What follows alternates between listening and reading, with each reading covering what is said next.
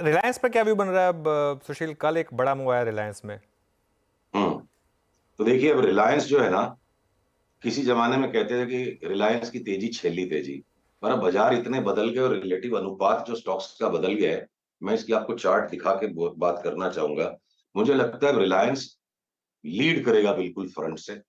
और ये देखिए, जो रिलायंस का ये जो 2 दिन पहले जो बॉटम बना है, इस नीचे से आई मूव का, जो 2000 से मूव आई थी 2600 तक, ये एक लेग हो गया 5 वेव का, और उसके बाद अभी इसका करेक्शन है।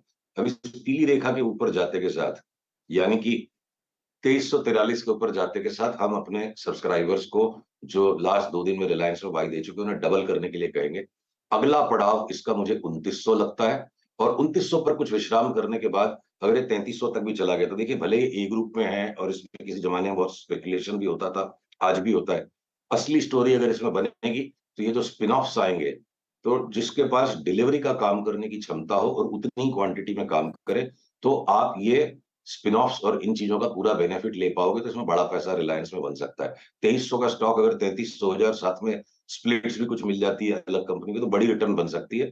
डिलीवरी का जितना काम करके रिलायंस में, मुझे लगता है रिलायंस सारे लार्ज कैप्स में अगले 3-4 महीने का सुपरलेटिव आउट परफॉर्मर हो सकता है। एक आखिरी सवाल, क्योंकि आप इन सब डेवलपमेंट्स को ट्रैक करते हैं। यूएस बॉन्ड यील्ड्स एफओएमसी की मीट से पहले वहां पर क्या व्यू बन रहा है, और कल जो यूएस मार्केट में शॉर्ट कवरिंग आई, सुशील, वहां क्या व्यू बन रहा है आपका? देखिए, जैसे यहाँ पे हर एक इंडेक्स के बीच में थोड़ा सा ट्रेडिंग में छद्म सा होता है। S&P 500 ने तो क्लियर कट अपनी डाउन ट्रेंड लाइन को रिवर्सल करके, ब्रेकआउट करके प्रॉपरली बंद हो गया। नैस्डैक ने अभी भी थोड़ी सी गुंजाइश रखी है। और जिस चीज के कारण लास्ट 10-12 दिन जो हम चित हो गए थे, रॉन्ग हो गए थे, एक बार मन के चार्ट देखना बंद कर दे, वो यूएस डॉलर इंडेक्स का कोरिलेशन बदल गया था। कोरिलेशन भी स्थायी नहीं रहता, पर वो वापस रीस्टेबलाइज हो रहा है, और यूएस डॉलर इंडेक्स ने अच्छा तगड़ा सेल सिग्नल कंफर्म्ड दे दिया है। बैंक निफ्टी और यूएस डॉलर इंडेक्स, ये दो में स्पष्ट रिवर्सल सिग्नल है। तो इंटरेस्ट रेट्स भी बिल्कुल टॉप ही लग रहे हैं। पर जब तक कल का एफओएमसी नहीं निकलता है, छोटा मुंह बड़ी बात हो जाएगी। एफएमसी को उसका कद, उसकी इज्जत हमें देनी पड़ेगी। पर लग रहा है मार्केट्स आर पोजिशन, जो चार्ट की पोजिशनिंग है, वो ये है कि भैया एफओएमसी कल गुजर जाए, उसके बाद इंटरेस्ट रेट्स को भी नीचे आना है। अनुज, एक सेक्टर जिसपे मैं आप लोगों की नजर बहुत जल्दी से डलवाना चाहूंगा, दो सेक्टर्स जो भी मुझे लग रहा है लीड ले रहे हैं।